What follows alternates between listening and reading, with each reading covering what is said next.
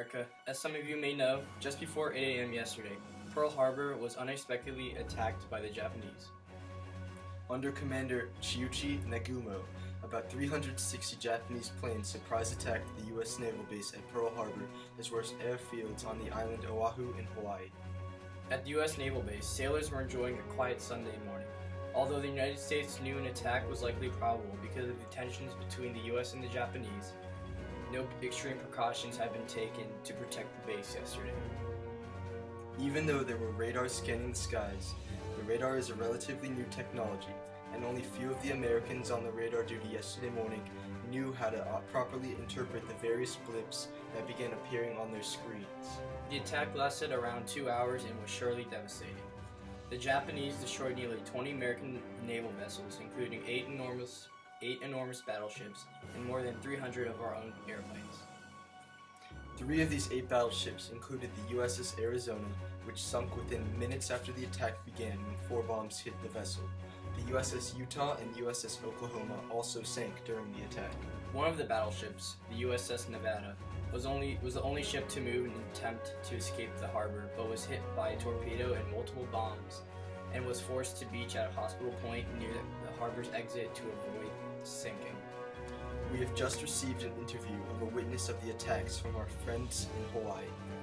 Hubert Dale Gano, a retired U.S. Navy commander, and his wife Margaret Ellen Johnny Gano witnessed the bombings in Pearl Harbor.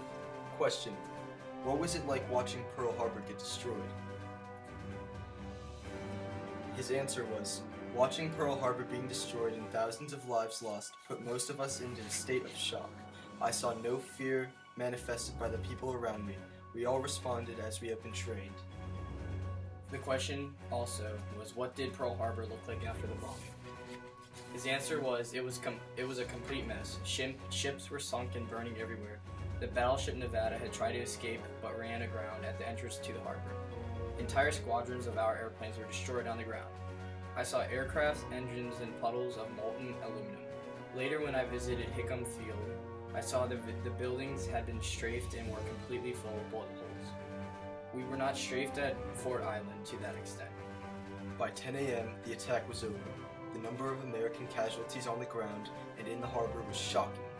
More than 3,500 Americans, including soldiers, sailors, marines, and civilians, were killed or wounded.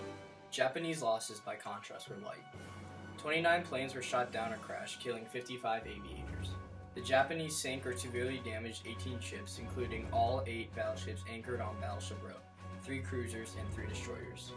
At Wheeler Airfield, 161 U.S. planes were destroyed and another 102 were significantly damaged.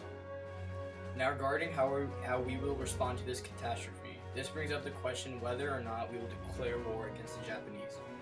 Also, this brings up the question about what FDR's thoughts are on this and how the world will react to this situation. We have interviewed 2 American citizens on what their position is regarding these questions. A staff sergeant in the Air Force, who wanted his name to be disclosed, said, "I think we should go and will go to war, because as Americans, we hold the traits of being strong and being able to put up a valid fight and to not back down. And regarding what FDR will say and do, he and the United States as a whole will come together and unite to take down the Japanese."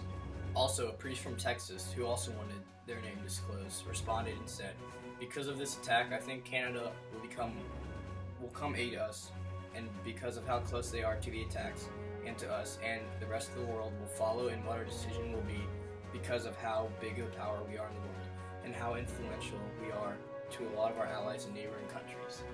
Well, that's all, folks. I'm George Sakaropoulos. And I'm Waisa Haiti.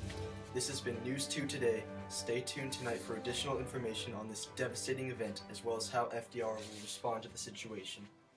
Good evening, America. This is a special broadcast. We have just gotten news about FDR's response to the Pearl Harbor attacks. Yes, he has declared war on Japan. I ask that the Congress declare that since the unprovoked and dastardly attack by Japan on Sunday, December 7th, 1941, a state of war has existed between the United States and the Japanese Empire.